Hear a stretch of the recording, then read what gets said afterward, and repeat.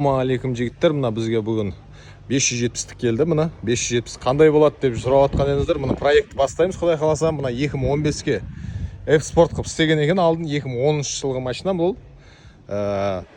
Қазіргі мына жағдайы, қазіргі состояниесі, мына зазорлары ашылып қалған екен. Сырт жағын бәрін полный 2021 қылып жасаймыз бұйыртса. Артқы форточкасіне дейін полный кәдімгі.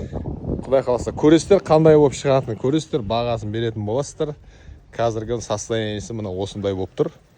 Полный сыртын полный бояймыз, 3 слой полировка болады. Полный запчастарын как под оригинал запчастьпен жинаймыз. Состояниесін көресіздер.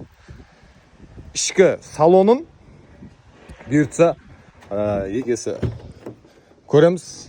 Қазір сырсын істей бер, ішінде ауыстырып бересің ба дедім, ауыстырып берем деп жатырмын. Екі түрлі варианты бар. Ішін ауыстыруда, рулін ауыстырамыз, мониторын ауыстырамыз. И полный консольмен де ауысатын варианты бар.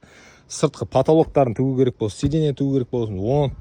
Ондай да қызметтер бар. Андай мына жыртылып кеткен жерлері болса, онына бәрін әдемілеп тұрып, тігіп, жасап беретін қызметтер бар, қарастырылған. Құдай қаласа 15 күнде дайын болады машина.